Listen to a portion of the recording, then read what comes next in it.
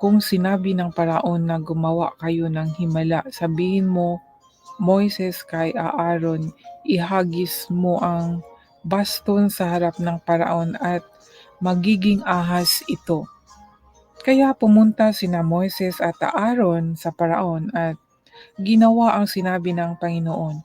Inihagis ni Aaron ang baston niya sa harap ng Paraon at ng kanyang mga opisyal at naging ahas ito. Ipinatawag naman ng Paraon ang kanyang matatalinong tao at mga salamangkero. Sa pamagitan ng kanilang salamangka, nagawa din nila ang ganoong himala. Inihagis ng bawat isa sa kanila ang mga baston nila at naging ahas din ang mga ito. Pero nilunok ng ahas ni Aaron ang mga ahas nila. Pero nagmamatigas pa rin ang puso ng Paraon at hindi siya nakinig kina Moises at Aaron gaya na rin ng sinabi ng Panginoon. So dito mga kaibigan, dito po malalaman natin Exodus chapter 7 na merong another spirit po, 'di ba? Kasi kung ano yung ginawa ni Moises ay ginagaya po ng mga salamangkero ni Parao. At itong kanilang kapangyarihan ay hindi po utos ng Panginoon.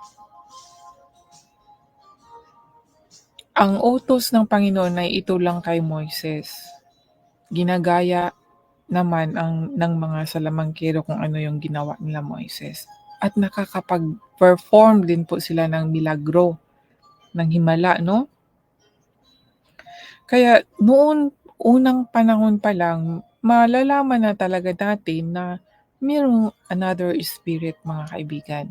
Baga, spirit ng demonyo or satanas. Ito ay against sa ating Diyos, ang Diyos ng lahat. Ngunit hindi lahat kumikilala sa Kanya. Kahit ngayon, di ba? Tayo lang mga Kristiyano ang kumikilala sa Kanya. At ito nga, kahit na nag-perform na ng milagro si Aaron ay hindi pa rin sumunod ang Parao. Hindi niya binigyan ng kalayaan ang mga Israelita. Nagmamatigas pa rin ang puso ng Parao. Hindi siya nakikinig kina Moises at Aaron. Sinabi ng Panginoon kay Moises, matigas pa rin ang puso ng Paraon. Hindi niya pinaalis ang mga mamamayan ng Israel. Kaya puntahan mo bukas ng umaga ang Paraon habang papunta siya sa ilog Nilo. Dalhin mo ang baston na naging ahas at makipagkita ka sa kanya sa pampang ng ilog. Sabihin mo sa kanya, inutusan po ako ng Panginoon, ang Diyos ng mga Hebreo, na sabihin ito sa inyo, paalisin mo ang mamamayan ko para makasamba sila sa akin sa ilang. Pero hanggang ngayon, hindi mo ito sinusunod. Ako ang Panginoon ay nagsasabing sa pamagitan ng gagawin ko, malalaman mo na ako ang Panginoon. Sa pamagitan ng bastong ito, hahampasin ko ang tubig ng Nilo at magiging dugo ang tubig. Mamamatay ang mga isda at babaho ang ilog at hindi na makakainom dito ang mga Egyptyo. Sinabi pa ng Panginoon kay Moises, Sabihin mo kay Aaron na iunat niya ang kanyang baston sa lahat ng tubig ng Egypto, sa mga ilog, sapa, kanal, at sa lahat ng pinag-iipunan ng tubig at magiging dugo ang lahat ng ito. Ganito ang mangyayari sa buong lupain ng Egypto. Kahit na ang mga tubig sa mga sisidlang kahoy o bato ay magiging dugo. Sinusunod nila Moises at Aaron ang inuutos ng Panginoon. Habang nakatingin ang paraon at ang kanyang mga opisyal, itinaas ni Aaron ang kanyang baston at hinampas ang ilog ng Nilo at naging dugo ang tubig. Namatay ang mga isda at bumaho ang ilog kaya hindi nakainom ang mga Egyptyo.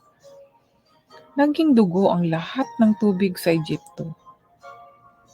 Nagawa din ito ng mga Egyptyong salamangkero sa pamagitan ng kanilang salamangka. Kaya nagmamatigas pa rin ang puso ng paraon. Hindi pa rin siya nakinig kina Moises at Aaron, gaya ng sinabi ng Panginoon. Bumalik ang paraon sa palasyo niya at hindi pinansin ang nangyari. Naghukay ang mga Egyptyo sa palibot ng ilog para makakuha ng tubig na inumin dahil hindi nila mainom ang tubig sa ilog. So yan po mga kaibigan, kagaya ng ginawa nila Moises, naging dugo ang tubig ay ganun din, nagaya din ng mga salamangkero. Kaya nagmamatigas pa rin ang parao.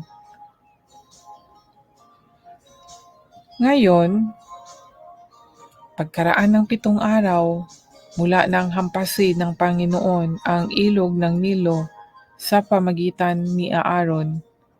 Dito na po tayo ngayon sa chapter 8, 8 kabanata.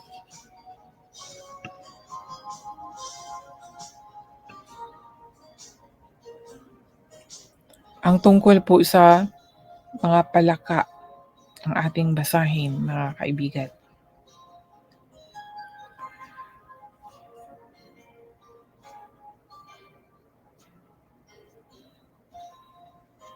Nalaman naman natin, di ba, na yun nga, una, naging ahas ang tungkod na dala ni Moises at ang tubig ay naging dugo. Ngunit hindi pa rin natakot ang parao, kaya nagmamatigas pa rin siya. Hindi siya nakinig sa sinabi na palayain ang kanyang mamamayan. Ayaw niyang palayain gusto niya talaga maging alipin na lang ang mga Israelita. Imagine kahit wala nang kinakain sa kanyang bayan. Yung gusto ng Diyos na umalis na ang mga Israelita. Dahil narinig niya ang mga hinanaing ng mga Israelita. Narinig ng Diyos. Ayun, tungkol naman sa palaka ang ating talakayin. Dito po sa 8 kabanata ng Exodus. Mula sa unang versikulo hanggang sa 32. Pagkaraan ng 7 araw mula nang hampasin ng Panginoon ang ilog ng Nilo sa pamagitan ni Aaron, sinabi ng Panginoon kay Moises, "Puntahan mo ang paraon at sabihin mo sa kanya, ito ang sinabi ng Panginoon, paalisin mo ang mga mamamayan ko para makasamba sila sa akin. Kung hindi mo sila paalisin, pupunuin ko ng mga palaka ang iyong bansa.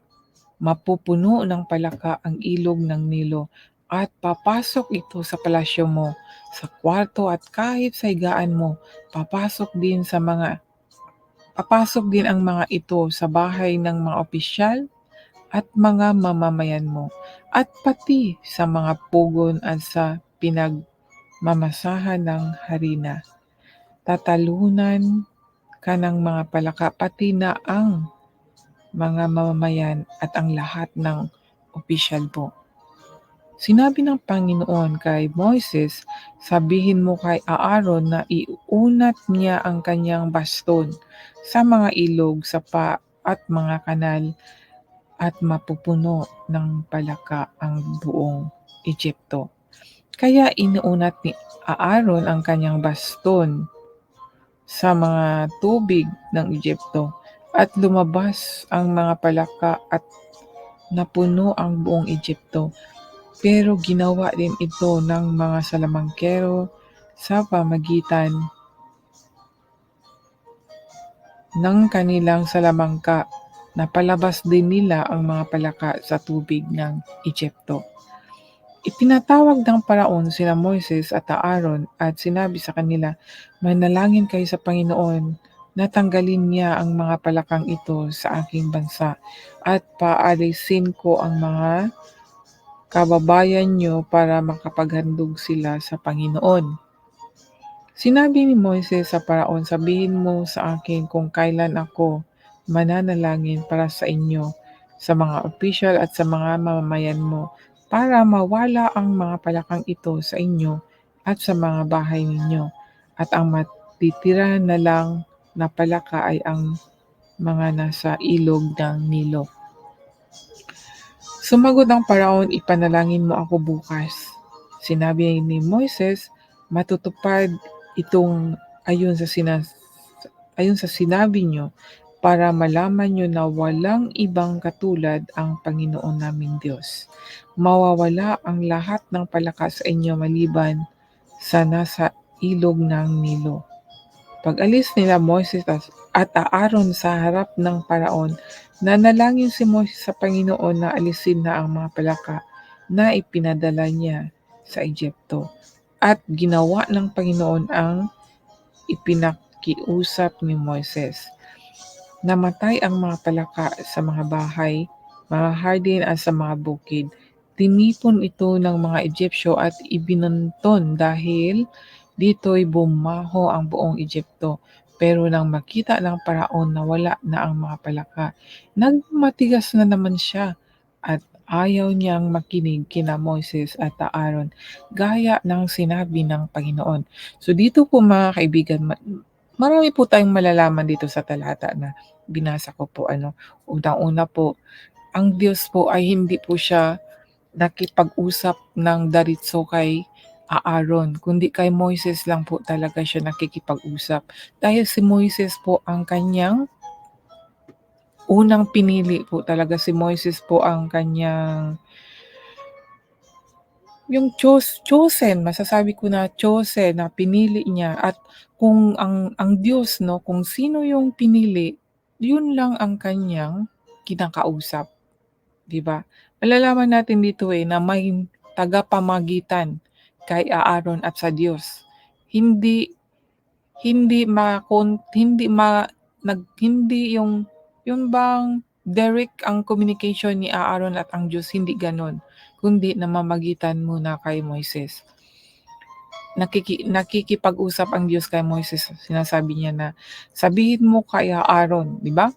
So, kung sa atin ngayon, meron din tayong tagapamagitan. Hindi tayo puwedeng pumunta sa Diyos Ama kung hindi natin i-recognize si Jesus Christ. Kailangan dumaan muna tayo kay Jesus Christ, and then si Jesus Christ ay doon sa Ama. Hindi po tayo puwedeng dumiretso sa Ama na hindi natin tawagin ang pangalan ng ating tagapagligtas na si Jesus Christ po. Kaya kagaya po dito kay Aaron at sa Diyos at kay Moises, 'di ba? Bawat may inuutos ang Diyos, kay Moises siya nakipag-usap, hindi po kay Aaron. Merong sinabi dito, halimbawa, itong sinabi dito sa chapter 8 verse 5. Sinabi pa ng Panginoon kay Moises, "Sabihin mo." Sabi niya, 'di ba? So, sinabi ng Panginoon kay Moises.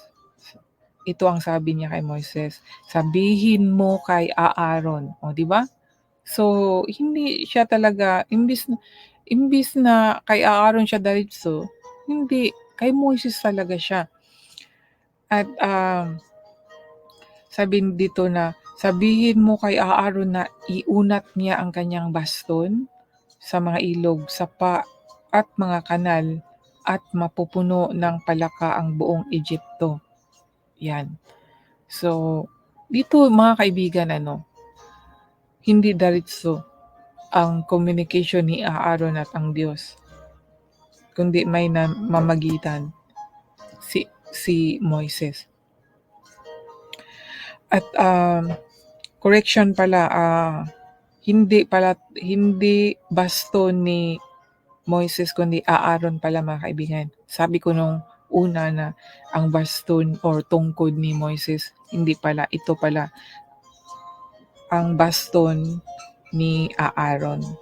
Nakasaad dito na sinabi dito sa verse 5, sinabi ng Panginoon kay Moises, sabihin mo kay Aaron na iunat niya ang kanyang baston. So, baston ni Aaron, hindi baston ni Moises. Yan po ang ating dapat malaman, no? Malinawan mga kaibigan para di tayo magkamali. Kasi akala ko po baston ni Moises, baston ni Aaron. At yan nga at gaya ng sabi ko rin na mayroong imitator itong mga salabangkero or mga magician, no?